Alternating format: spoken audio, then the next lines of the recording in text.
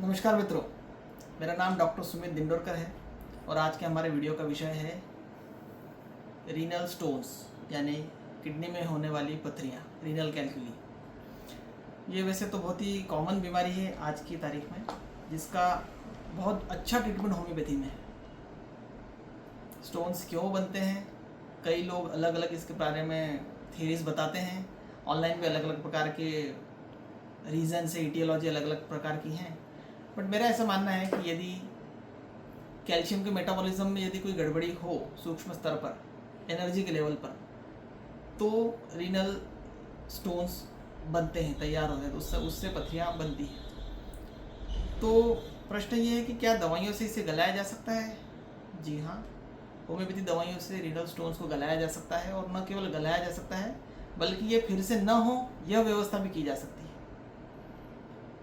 आज के ज़माने में वैसे तो क्या है, कई लोग नेट पर इतना सर्च करते हैं होम्योपैथी दवाइयों के बारे में, और कई ऐसी कंपनियां भी है जो कि स्टोन को क्लियर करने के नाम से बहुत सारे प्रोडक्ट भी निकालती हैं, जो कि स्टोन पे कई जगहों पर अच्छा काम भी करती है। पर मेरा उन लोगों से ये प्रश्न है कि मुझे बताइए, यदि आप नेट पे से देखकर, जैसे बर्बेरिस वुल्गेरिस नाम की एक कॉमन दवाई है होम्योपैथी की, जिसको लोग समझते हैं कि पत्थर चट्टा से बनती है, पर वास्तव में पत्थर चट्टा से ब्रायोफाइलम नाम की दवा बनती है। Berberis vulgaris is a different thing. तो मेरा प्रश्न ये है कि यदि आपको लगता है कि स्टोन होने पर होम्योपैथी में बर्बेरिस वुल्गेरिस मदर टीचर पिला दो, या कोई स्टोन्स को क्लियर करने वाला कोई सा पेटेंट दिला दो, उससे उसके स्टोन्स ठीक हो जाएंगे। बट यदि किसी को सीवियर रीनल कॉलिक हो रहा हो, पथरी के कारण होने वाला दर्द, उस कंडीशन में क्या देंगे? यहाँ पर काम पड़ता है, यहाँ पर एक्सपर्टीज़ की ज़रूरत पड़ती है, यहाँ पर किसी एक्सपर्ट होम्योपैथ की सलाह की आवश्यकता पड़ती है, क्योंकि अलग अलग सिम्टम्स के हिसाब से अलग अलग कई प्रकार की दवाइयाँ होती हैं। रीनल कॉलिक के अंदर जब किडनी का स्टोन बहुत ज़्यादा दर्द कर रहा हो, कहीं अटका हुआ हो, तो हर जगह की अलग अलग दवाइयाँ हैं। ये कई लोगों को पता नहीं है, ये बहुत बारीक बात है होम्योपैथी के अंदर। एक एक सिम्टम पे दवाइयाँ जब इसमें बदल जाती है, तो फिर रीनल स्टोन भी एक अपवाद नहीं है। यदि स्टोन किडनी में है, उसके पेल्विक रीजन में है, किडनी की पेल्विस में है, रीनल पेल्विस में, तो अलग मेडिसिन रहती हैं। यदि वो यूरेटर में अटक जाता है तो अलग प्रकार की मेडिसिन है। साथ में हाइड्रोनेफ्रोसिस है तो अलग प्रकार की मेडिसिन है। यदि स्टोन ब्लैडर में आ चुका है तो अलग मेडिसिन है। ठीक है, ऑक्जेलेट का स्टोन है तो अलग मेडिसिन है, उसके भी अलग अलग सिम्टम्स आते हैं, वो देखकर बताना पड़ता है। यूरिन टेस्ट होता है, उसमें पता चलता है कि ऑक्जेलेट क्रिस्टल्स हैं या नॉर्मल फॉस्फेट वाले हैं, किस प्रकार के। मोस्ट ऑफ द केसेस में ऑक्जेलेट ही रहते हैं, तो उनके हिसाब से दवाइयाँ दी जाती है होम्योपैथी के अंदर। बेलाडोना चाइना से लेकर, लाइकोपोडियम से लेकर, क्रियोजोड लिथियम कार्ब तक, कैंथेरिस, टेफिसेग्रिया, ऐसी कई दवाइयाँ हैं होम्योपैथी में जो स्टोन्स के लिए दी जाती है, समय समय पर अलग अलग लक्षणों के आधार पर। कई प्रकार के मदर टिंचर्स हैं जो होम्योपैथी के अंदर रीनल स्टोन्स के केस में बहुत अच्छे से काम करते हैं। बट लोगों को तो केवल अगर भेड़चाल चलनी है कि एक ही दवाई देना है, बर्बेरिस वुल्गेरिस, फिर ऐसे लोगों का कुछ नहीं हो सकता है। बट मैं बताऊं, होम्योपैथी के अंदर रीनल स्टोन्स का बहुत अच्छा ट्रीटमेंट है। और स्टोन्स, चलिए ठीक है, मान लो आपने दवाइयों से निकाल लिया, ठीक है, अच्छे स्टोन्स।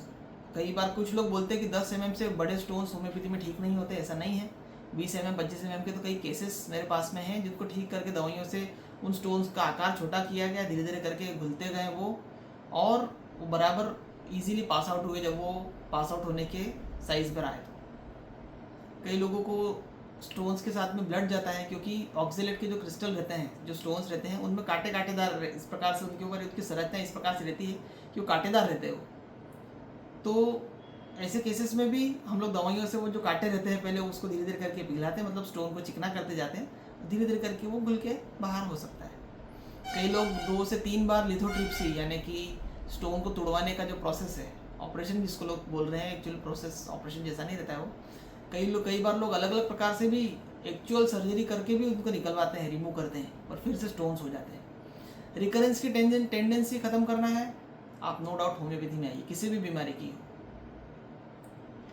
किसी भी बीमारी को फिर से होने से रोकने के लिए, भाई स्टोन्स तो आपने गला दिए, उनको निकाल दिया, स्टोन्स फिर से न हो, इसके लिए जो व्यवस्था की जाती है, जो एंटी माइजमेटिक ट्रीटमेंट जिसमें दिया जाता है, और साथ में स्पिरिचुअल हीलिंग दी जाती है। स्पिरिचुअल हीलिंग के बारे में पिछले 2-3 वीडियो से मैं बार बार बोल रहा हूँ, स्पिरिचुअल हीलिंग को लोग समझ ही नहीं पा रहे हैं।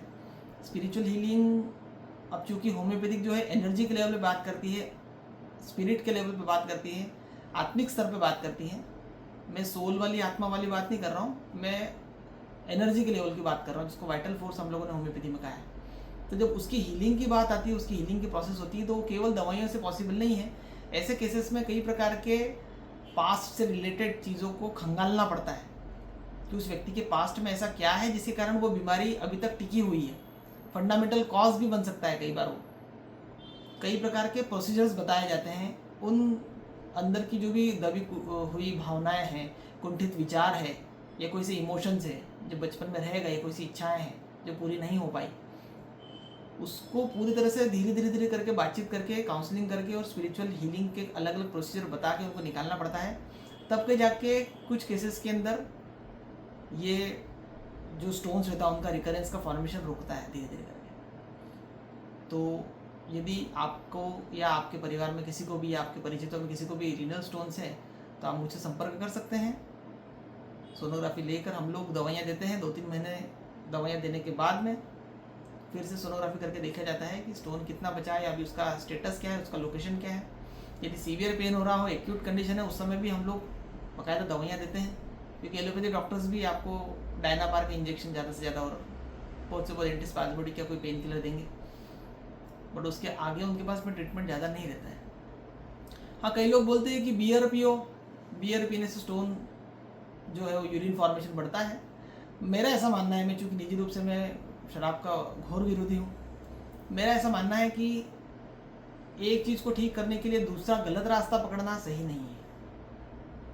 और बियर कितनी फ़ायदा करती है ये कुछ लोगों को शायद किया भी होगा, बट मैं उसके पक्ष में नहीं हूँ निजी रूप से कि इस प्रकार की चीज़ें, इस प्रकार की हरकतें नहीं करनी चाहिए। बाकायदा दवाइयाँ लेना चाहिए, क्योंकि क्या पीने वालों को पीने का बहाना चाहिए, उनको एक और कारण मिल जाता है कि आप बियर पियो स्टोन निकल जाते हैं, ऐसा नहीं है। तो यदि आपको भी, जैसे मैंने बताया कि यदि आप चाहें तो मुझे संपर्क कर सकते हैं। रीनल स्टोन से रिलेटेड कोई केस हो तो आप, मेरा नंबर डिस्क्रिप्शन में लिखा हुआ है। आप लोग को ये छोटा सा वीडियो मेरा कैसा लगा मुझे अवश्य बताइएगा, कमेंट कीजिएगा और इस वीडियो को लाइक कीजिए, शेयर कीजिए और मेरे चैनल को सब्सक्राइब कीजिए। नमस्कार।